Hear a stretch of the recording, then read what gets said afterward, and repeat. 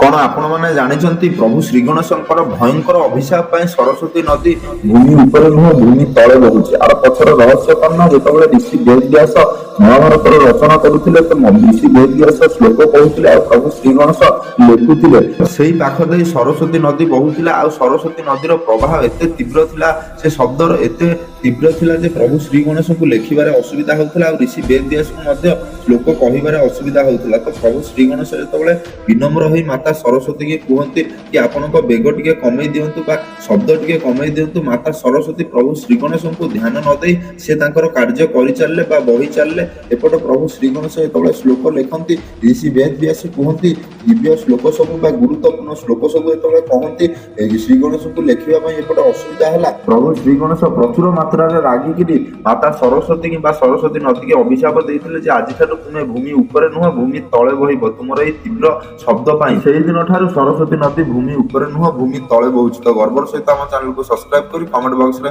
जय गणपति बाबा जय सरस्वती माता लिखि दियो।